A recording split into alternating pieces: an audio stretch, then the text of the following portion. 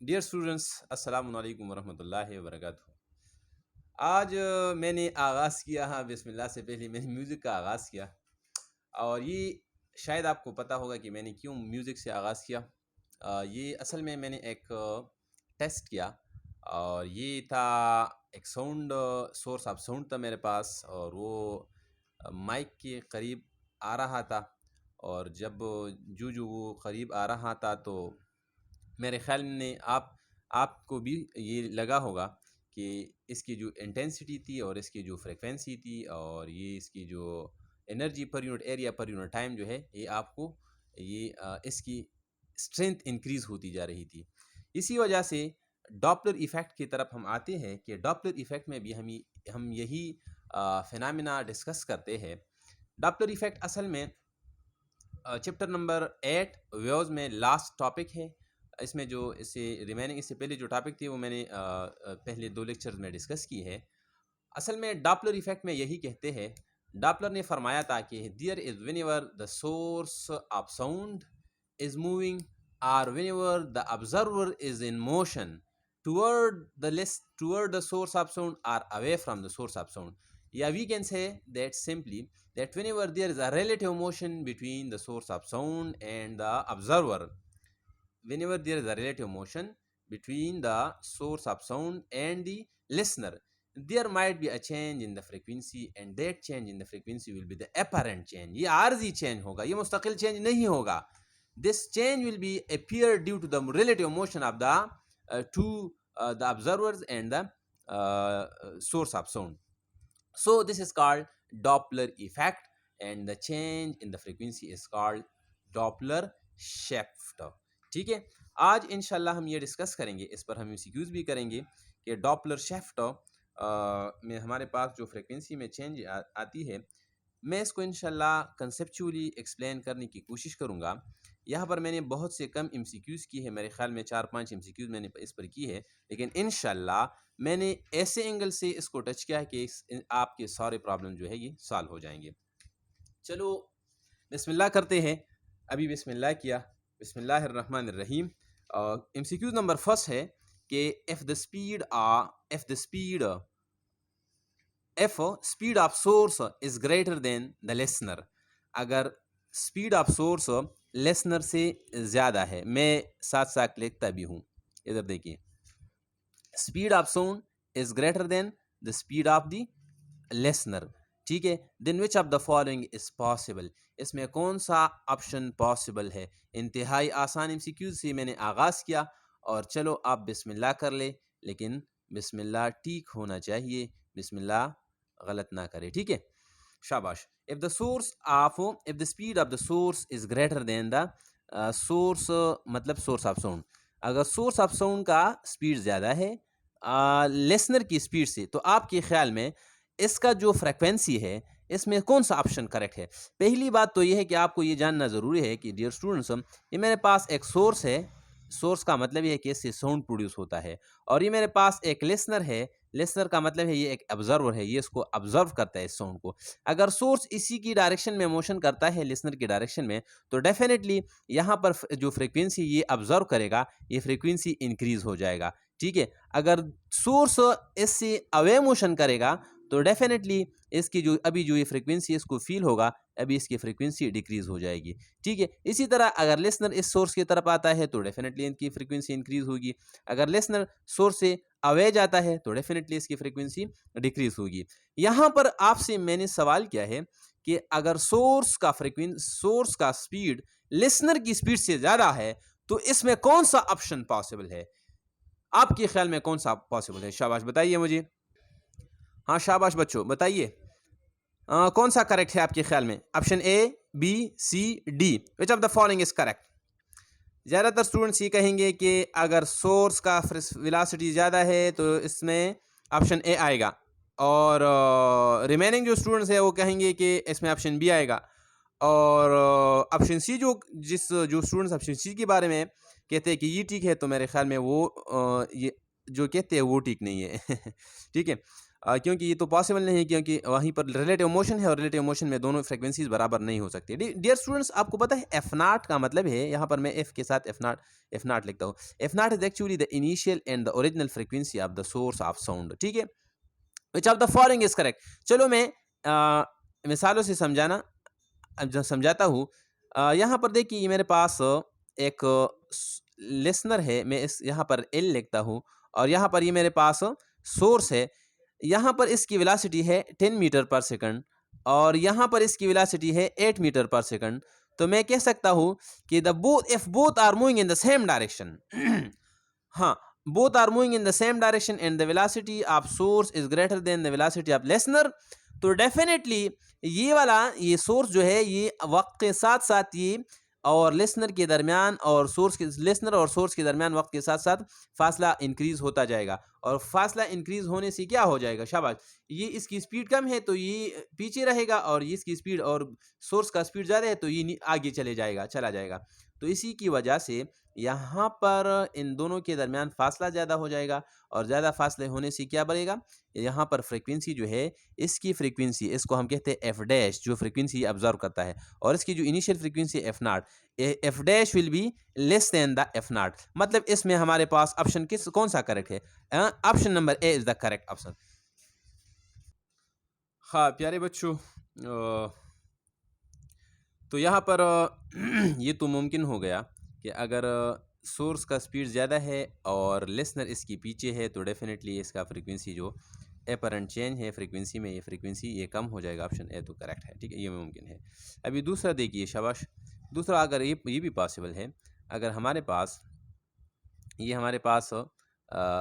Source है और इसकी स्पीड वही 10 मीटर पर सेकंड है, ठीक है, 10 मीटर पर सेकंड है, और यहाँ पर लिसनर है और इसकी स्पीड जो है ये 8 मीटर पर सेकंड है, दोनों सेम डायरेक्शन में जा रहे हैं, लेकिन यहाँ पर सोर्स पीछे है और लिसनर आगे है।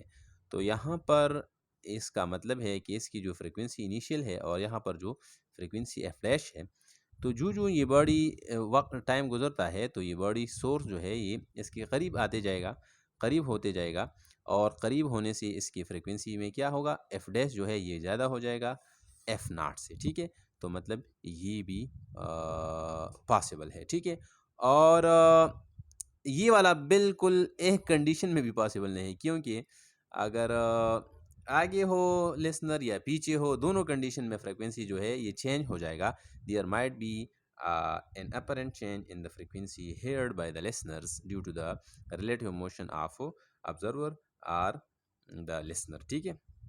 सो ऑप्शन नंबर ए और ऑप्शन नंबर बी दोनों पॉसिबल है। चलो एमसीक्यूज नंबर 2 की तरफ जाते हैं। एमसीक्यूज नंबर 2 है कि when either the source is in motion while the listener is at rest, listener rest में है और सोर्स मोशन में है, can I write it like this one कि source velocity is not equal to 0 and the speed of the listener equal to 0, ठीक है। Or either the listener is in motion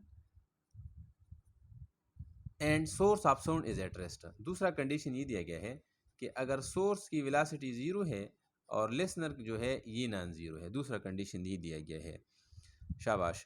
then which of the following is the true answer, इसमें कौन सा पर correct होगा, आपके ख्याल में कौन सा करेक्ट हो सकता है।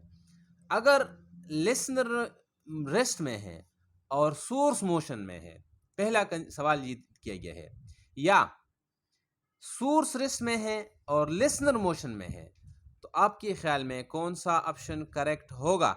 Option number A, frequency must be changes. Option number B, frequency may or may not be changes. Option number C, frequency never changes. Option number D, none of these. आपके ख्याल में कौन सा करेक्ट आंसर है, शाबाश बताइए। Dear students, मिसालों से समझाना ये इंसान के फितरत का लाजमा हिस्सा है, और यहाँ पर मैं आपको एग्जांपल देता हूँ, ये नोट कीजिए।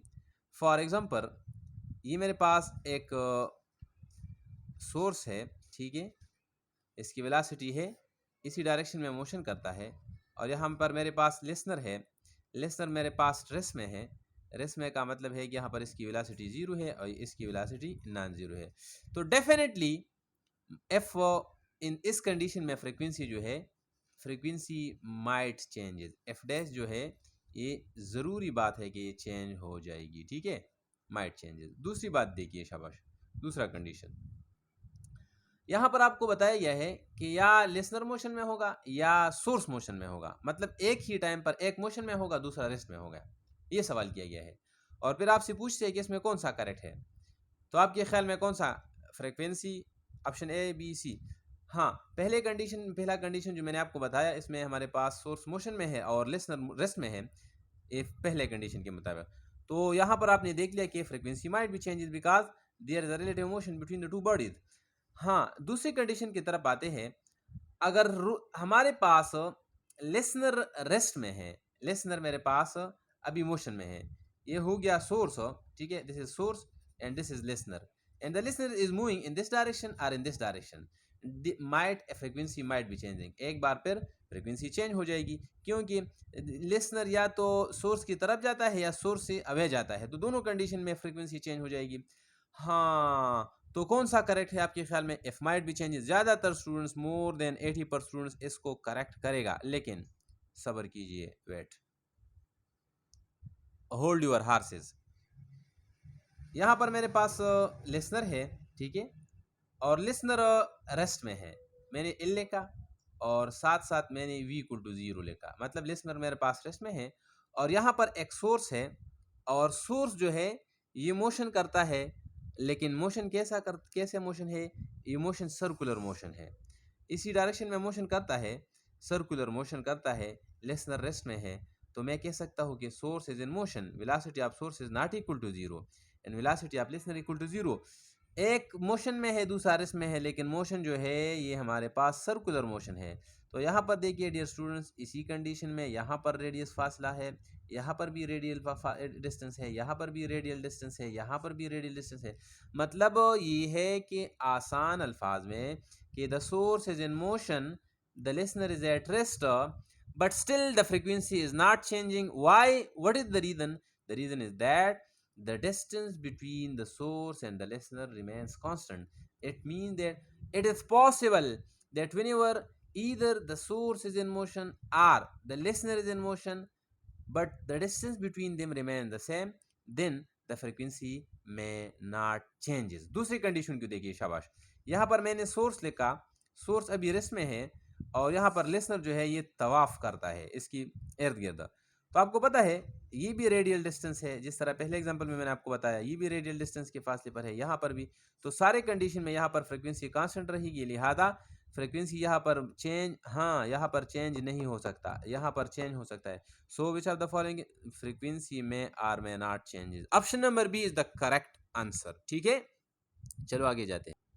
हाँ डियर्स, क्वेश्चन नंबर 3 है कि the change in frequency del F S, मतलब सोर्स की फ्रीक्वेंसी में चेंज आ गया है, due to the motion of the source, and the change in the frequency del F L, listener की फ्रीक्वेंसी में change due to the motion of the listener with equal speed as that of the source will be.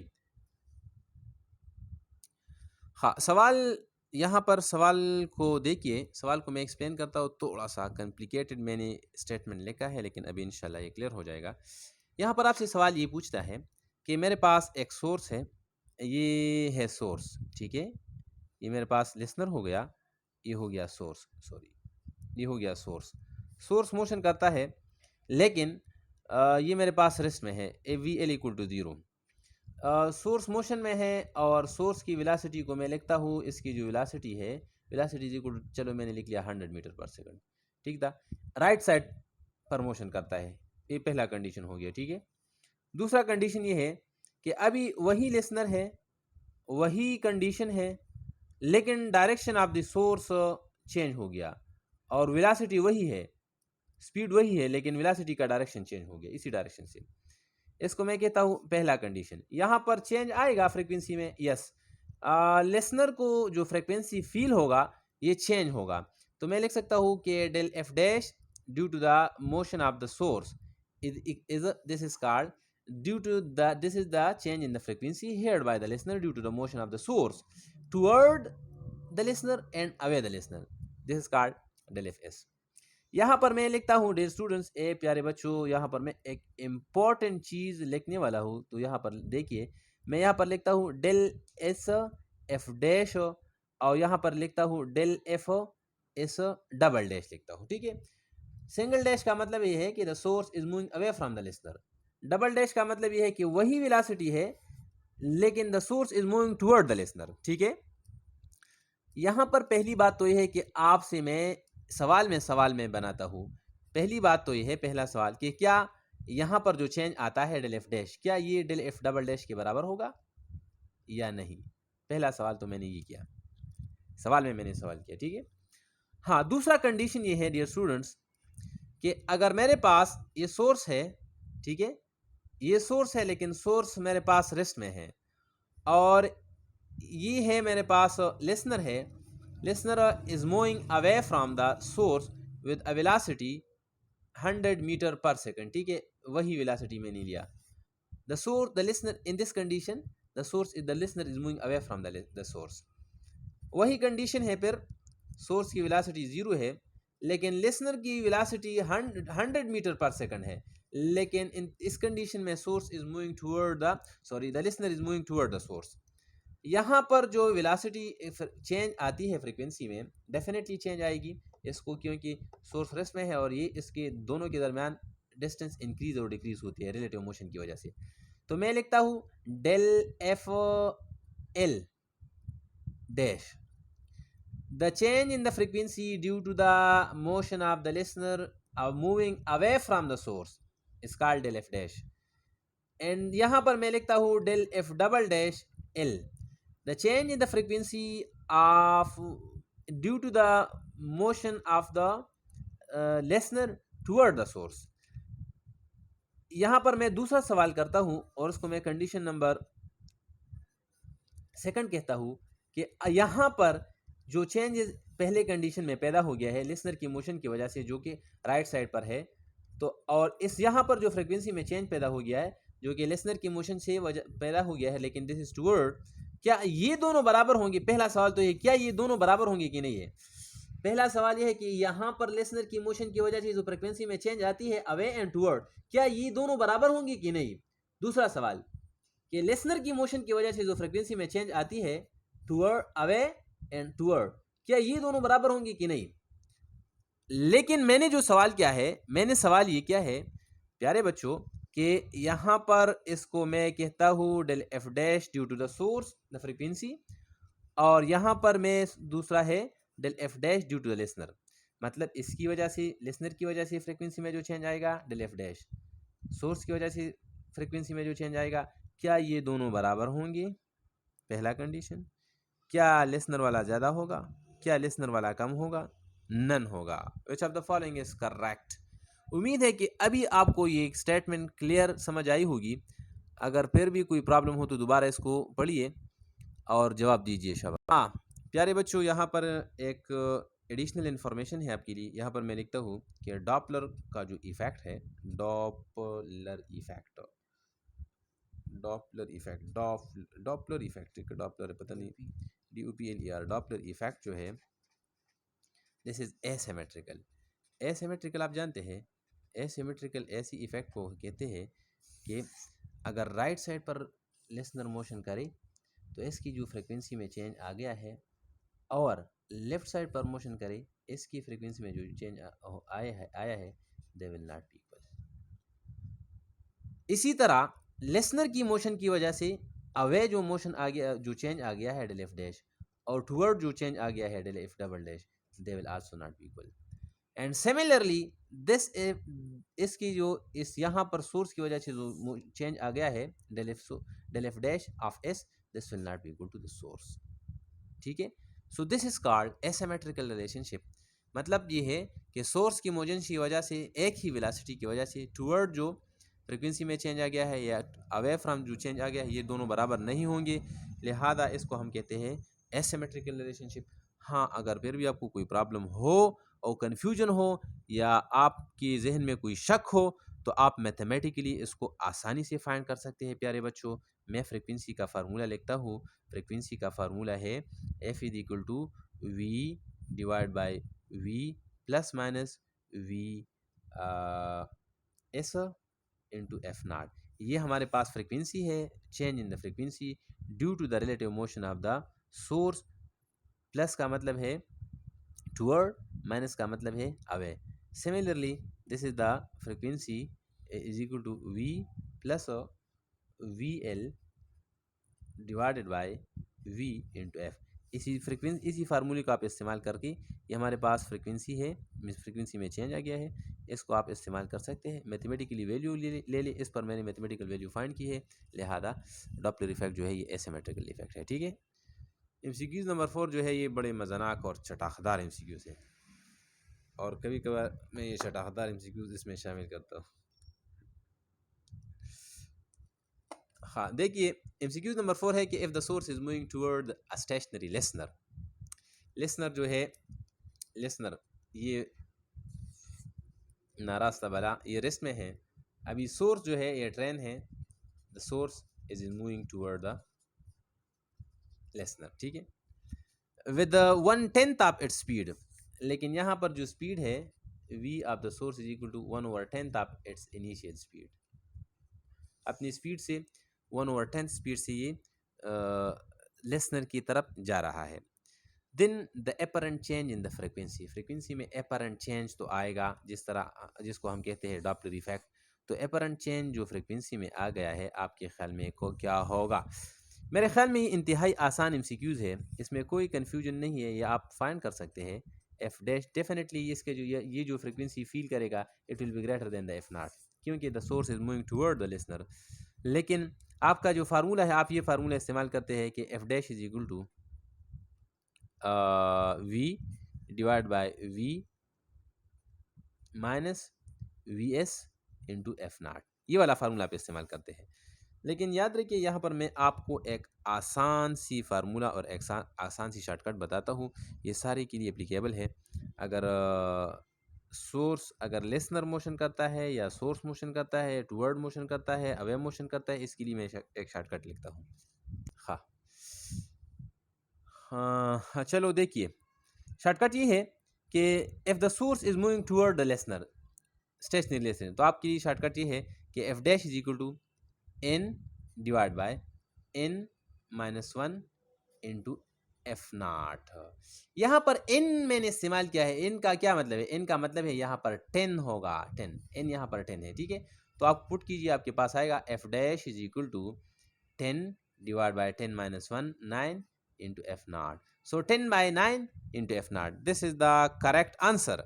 हाँ, दूसरा सवाल आसान, इंतहाई आसान shortcut. ठीक है, दूसरा सवाल, अगर वही कंडीशन है लेकिन लिसनर जो है जो सोर्स जो है ये अवे मोशन करता है और वही स्पीड है 1/10 स्पीड है, तो आपके लिए आप ये फार्मूला पहले इस्तेमाल करेंगे, F dash is equal to N divide by N plus 1 into F nought. शाबाश, ठीक है, ये हो गया if the source is moving away from the listener. ठीक है, हाँ, अगर वही कंडीशन है, अभी सोर्स हमारे पास रेस्ट में है और लिसनर जो है ये मोशन में है, लेकिन the listener is moving toward the source, तो डेफिनेटली अभी जो एफ डैश होगा ये एफ नॉट से ज़्यादा होगा। तो आप इसके लिए जो और स्पीड आपको बताया गया है कि वी एस का जो स्पीड है ये नॉन ज़ीरो है, कि वी एल का जो स्पीड है ये अपनी स्पीड से 1/10 या 1/15 या 1/20 स्पीड से जा रहा है। तो आप इसके लिए शॉर्टकट ये इस्तेमाल करेंगे, F dash is equal to N plus 1 divide by N into F nought. ठीक है, ये इसके लिए हो गया third number condition. Fourth number condition हमारे पास ये है कि if the listener is moving with the velocity of v divided by 20 times away from the source से ये अवे मोशन करता है, तो आप ये वाला शॉर्टकट इस्तेमाल करेंगे, F dash is equal to N minus 1 divide by N into F nought. ये सारे शॉर्टकट है, याद कीजिए। शाबाश, शॉर्टकट कौन कौन से है? ये वाला शॉर्टकट है। पहला शॉर्टकट ये है, F dash is equal to N divide by N minus 1 into F naught when the source is moving toward the stationary listener. हाँ, this is the another shortcut, the second shortcut, F dash is equal to N divide by N plus one. Plus one का मतलब ये है अगर ये factor increase होता है तो ये डिक्रीज हो जाएगा। इसका मतलब ये है in this condition the source is moving away from the stationary listener. हाँ, थर्ड नंबर कंडीशन ये मैंने आपको बताया कि F dash is equal to N plus one into N one. If N plus one का मतलब है अगर ये फैक्टर इंक्रीज होता है तो डेफिनेटली ये इंक्रीज होगा। It mean that the listener is moving toward the stationary source. हाँ, और चौथा जो कंडीशन है ये है F dash is equal to N minus one divide by N. N minus one का मतलब ये है कि अगर ये फैक्टर डिक्रीज होता है तो ये वाला डिक्रीज हो जाएगा। इसका मतलब ये है कि the listener is moving away from the source. These are the fourth shortcuts and they are very चटाकदार शॉर्टकट। ठीक है, चलो इंशाल्लाह आज के लिए काफ़ी है। ये लेक्चर नंबर मुझे तो पता नहीं कौन सा हो गया, लेकिन चैप्टर नंबर वेव्स जो है ये ख़त्म हो गया। इंशाल्लाह नेक्स्ट लेक्चर में चैप्टर थर्मोडायनामिक्स शुरू करेंगे और ये लास्ट चैप्टर होगा इंशाल्लाह। एक ही लेक्चर में ये सारा चैप्टर अपलोड करूँगा इंशाल्लाह। और एक स्टूडेंट ने सवाल किया था, कुछ आपके ग्रुप में ऐसे भी स्टूडेंट्स हैं जो कि सीनियर स्टूडेंट्स हैं। सीनियर का मतलब है कि जो 20 वाले हैं या एमएस वाले हैं, मास्टर वाले हैं, वो मेरे जानने वाले हैं। तो उन्होंने सवालात की थी कि सर के कुछ कन्फ्यूजन है, तो मैंने जवाब दिए हैं। और इसी तरह जो जिन स्टूडेंट्स ने सवालात किए तो मैंने उनको जवाब दिया है। अगर फिर भी कोई प्रॉब्लम हो तो मैंने आपको बताया था कि इंशाल्लाह मैं एक ऑनलाइन क्लास को अरेंज करूँगा, या ज़ूम पर वो लेंगे या किसी और ऐप इस्तेमाल करेंगे। वो ऑनलाइन क्लास होगा इंशाल्लाह, आप इसको ज्वाइन कीजिए। इसमें मैं इंशाल्लाह फ़र्स्ट ईयर का फुल कोर्स एक ही दिन करूँगा और सेकंड ईयर का फुल कोर्स एक ही दिन में डिस्कस करूँगा। लाइव क्लास में मैं एमसीक्यूज़ डिस्कस करूँगा, टॉपिक्स डिस्कस करूँगा, टॉपिक्स के कंसेप्ट को डिस्कस करूँगा और शॉर्टकट को डिस्कस करूँगा, टेक्स्ट हैंड्स और टेक्स्ट को डिस्कस करूँगा। हाँ, अगर आपकी कोई क्वेश्चंस हो तो आप मुझसे डायरेक्टली पूछ सकते हैं। फिर इंशाल्लाह ये डिस्कस करेंगे कि वो डेट भी डिसाइड करेंगे और टाइम भी डिसाइड करेंगे इंशाल्लाह। ठीक है, तब तक इंशाल्लाह बस दुआओं में याद रखिए और तब तक अल्लाह हाफ़िज़।